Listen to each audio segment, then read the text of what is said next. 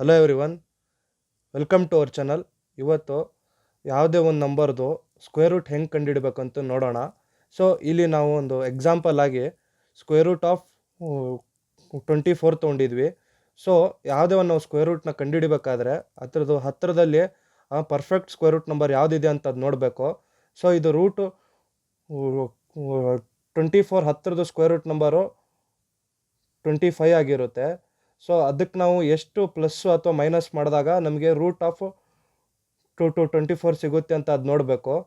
So ಇವಾಗ ಈ root of 24ಗೆ so ನಾವು ಒಂದು ಮೈನಸ್ ಮಾಡಿದಾಗ ಸೊ ನಮಗೆ ರೂಟ್ ಆಫ್ 25ಅಲ್ಲಿ 1 ಮೈನಸ್ ಮಾಡಿದಾಗ ರೂಟ್ ಆಫ್ 24 ಸಿಗುತ್ತೆ.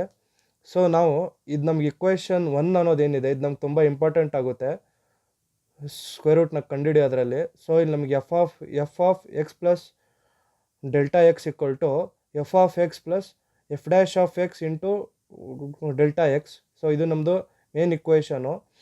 ಸೊ ಇದರಲ್ಲಿ ನಮಗೆ ಎಫ್ ಆಫ್ ಎಕ್ಸ್ ಬಂದ್ಬಿಟ್ಟು ಆ ಒಂದು nearest perfect square root number ಆಗಿರುತ್ತೆ. ಸೊ ಅದು ಬಂದ್ಬಿಟ್ಟು ರೂಟ್ ಆಫ್ 25 ಆಗಿರುತ್ತೆ.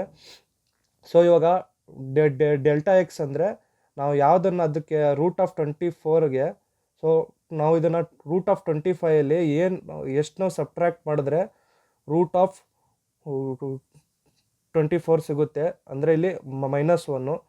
ಸೊ ನಮಗಿಲ್ಲಿ ಡೆಲ್ಟಾ ಎಕ್ಸ್ ವ್ಯಾಲ್ಯೂ -1 ಆಗುತ್ತೆ. ಸೊ ಇದು ನಾವು ಡೆಲ್ಟಾ ಎಕ್ಸ್ ವ್ಯಾಲ್ಯೂನ ಯಾವತ್ತೂ ವಿತ್ ಸೈನೇ ತಗೋಬೇಕು. ಸೊ ಇವಾಗ ನಮಗೆ ಎಫ್ ಡ್ಯಾಶ್ ಆಫ್ ಎಕ್ಸ್ ಬಂದ್ಬಿಟ್ಟು ಸೊ ನಾವು ಇದು first derivative of X square root of X ಆಗುತ್ತೆ. That is 1/2 root of X. So ಇದನ್ನೆಲ್ಲ ನಾವು ಇಕ್ವೇಷನ್ 1ಅಲ್ಲಿ ಸಬ್ಸ್ಟಿಟ್ಯೂಟ್ ಮಾಡಿದಾಗ so root of 25 plus 1/2 root of 25 into -1. So ನಾವು ಇದನ್ನ ಸಿಂಪ್ಲಿಫೈ ಮಾಡಿದಾಗ 4.9 ಬರುತ್ತೆ. ಸೊ ಇದು ನಮ್ಮದು ಅಪ್ರಾಕ್ಸಿಮೇಟ್ ಆನ್ಸರ್ ಆಗಿರುತ್ತೆ. ಸೊ ನೀವು ಪ್ರತಿ ಸತಿ ಮಾಡಬೇಕಾದಾಗ ಇದೆಲ್ಲ ಮಾಡಬೇಕಾಗಿಲ್ಲ. ಸೊ ನೀವು ಜಸ್ಟು ಈ ಇಕ್ವೇಷನಲ್ಲಿ ಒಂದು ನಿಯರೆಸ್ಟ್ ಪರ್ಫೆಕ್ಟ್ ಸ್ಕ್ವೇರ್ ರೂಟ್ನ ಹತ್ರದ್ದು ವ್ಯಾಲ್ಯೂ ಸಬ್ಸ್ಟಿಟ್ಯೂಟ್ ಮಾಡಿ ಇದು ಡೆಲ್ಟಾ ಎಕ್ಸ್ ಈ ಒಂದು ಪಾರ್ಟ್ ಮಾಡಿದ್ರೆ ಪ್ರತಿ ಸ್ಟೆಪ್ಪಲ್ಲೂ ಸೊ ನಿಮಗೆ ಸ್ಕ್ವೇರ್ ರೂಟ್ ಆಫ್ ನಂಬರ್ನ ಕಂಡುಹಿಡಿಬೋದು. So thank you all.